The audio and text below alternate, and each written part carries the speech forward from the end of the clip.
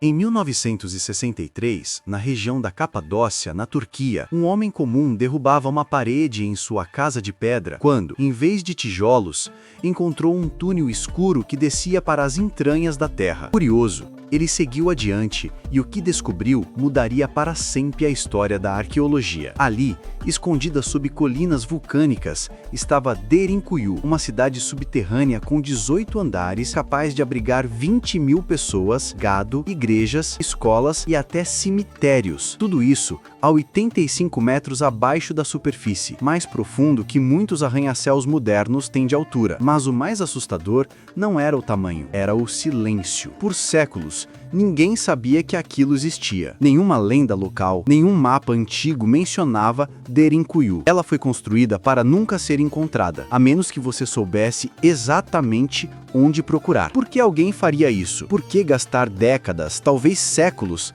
cavando uma metrópole inteira debaixo da terra? A resposta nos leva a um mundo de perseguições religiosas, invasões brutais e medo constante do apocalipse. Neste vídeo, vamos descer, andar por andar pelos corredores de Derinkuyu. Vamos descobrir quem a construiu, como sobreviveram no escuro, como se defenderam de invasores e por que, mesmo hoje, ainda não sabemos tudo o que há lá embaixo. Prepare-se, a verdade é mais estranha do que a ficção. Durante muito tempo, acreditou-se que Derinkuyu foi construída pelos cristãos bizantinos, fugindo das perseguições árabes entre os séculos VII e X, mas escavações recentes sugerem que sua origem é muito mais antiga, talvez até 3.000 anos antes de Cristo. Alguns arqueólogos apontam para os hititas, uma poderosa civilização que dominou a Anatólia por volta de 1600 a.C. Textos hititas mencionam refúgios subterrâneos usados durante guerras. Seria Derinkuyu um deles? Outros vão mais longe.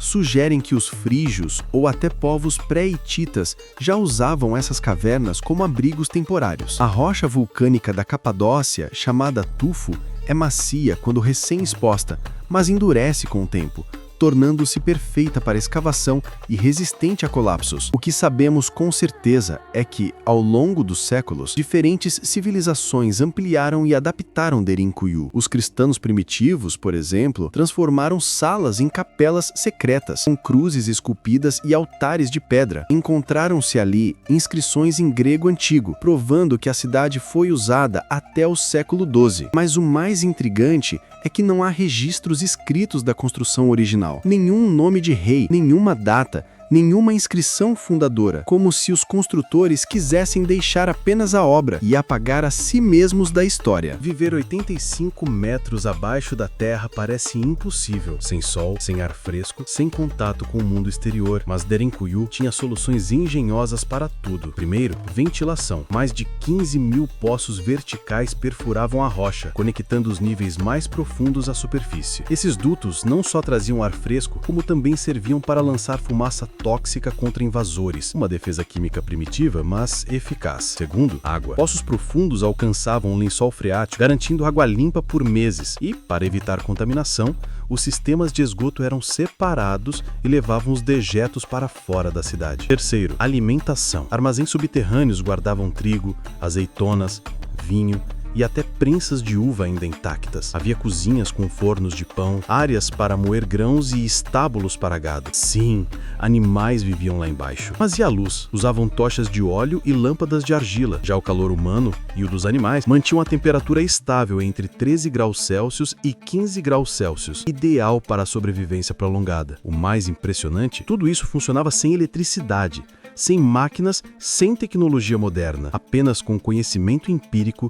trabalho coletivo e uma necessidade desesperada de sobreviver. Derinkuyu não era só um abrigo, era uma armadilha mortal para invasores. Cada entrada era protegida por portas de pedras circulares, com até 5 toneladas e 50 centímetros de espessura. Essas portas tinham um design genial, só podiam ser abertas por dentro. Do lado de fora, eram lisas, sem alças. O inimigo ficaria preso em um corredor estreito, sem saber como avançar, enquanto os defensores observavam por frestas e podiam atacar com flechas, pedras ou até derramar óleo fervente. Além disso, os corredores eram estrategicamente estreitos, forçando os invasores a entrar em fila única, tornando-os vulneráveis. Salas falsas, becos sem saída e passagens secretas confundiam qualquer intruso. E havia um plano B. Se um nível fosse invadido, os habitantes podiam selar o andar com pedras e recuar para os níveis mais profundos. Com estoques de comida e água, podiam resistir por até 6 meses. Durante as invasões árabes do século VII, Derinkuyu salvou milhares de cristãos. E durante as cruzadas, serviu como refúgio novamente. Era uma fortaleza que não aparecia nos mapas e que, por isso, nunca foi conquistada. Derinkuyu não está sozinha. Em 2013, arqueólogos descobriram um túnel de 11 quilômetros ligando-a a Kaymakli, outra cidade subterrânea. Isso revelou algo surpreendente. A Capadócia abrigava uma rede subterrânea interconectada, com mais de 200 cidades escondidas sobre a terra. Algumas são pequenas, abrigando algumas famílias. Outras, como Derinkuyu, são verdadeiras metrópoles. Juntas, elas formavam um sistema de escape e comunicação que permitia movimentar pessoas, suprimentos e mensagens sem jamais subir à superfície. Essa rede era vital em tempos de guerra. Se uma cidade fosse descoberta, os habitantes podiam fugir para outra, como formigas em um formigueiro. Mas o mais misterioso é que muitos túneis ainda estão lacrados. Em Derinkuyu, apenas 44% da estrutura foi explorada. Os níveis mais profundos estão bloqueados por desmoronamentos ou portas que não se abrem com os métodos atuais. Alguns pesquisadores acreditam que há salas rituais, bibliotecas escondidas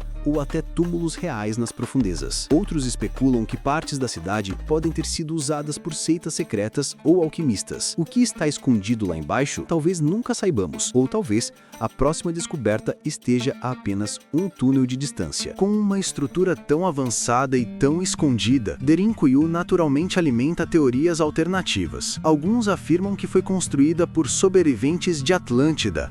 Outros dizem que os construtores tinham conhecimento extraterrestre, mas os mistérios reais são ainda mais fascinantes. Por exemplo, como conseguiram cavar com tanta precisão sem bússolas ou instrumentos modernos? Os corredores seguem alinhamentos geológicos e astronômicos com impressionante exatidão. Há também símbolos não decifrados em paredes profundas, diferentes dos usados pelos bizantinos ou hititas. Seriam de uma cultura ainda desconhecida? E os relatos de exploradores? Alguns dizem ter ouvido sons metálicos vindos das profundezas, como se máquinas antigas ainda estivessem funcionando. Outros falam de correntes de ar inexplicáveis em túneis selados. A ciência, claro, busca explicações racionais. Ecos geológicos, ventilação natural, ressonância, mas o fato é que Derinkuyu desafia nossa compreensão do que civilizações antigas eram capazes. Ela prova que não precisamos de alienígenas para explicar o extraordinário. Basta reconhecer o gênio humano sob pressão extrema. Hoje, Derinkuyu é um patrimônio mundial da Unesco e um dos sítios arqueológicos mais visitados da Turquia. Mas seu valor vai muito além do turismo. Ela é um modelo de resiliência. Em um mundo enfrentando mudanças climáticas,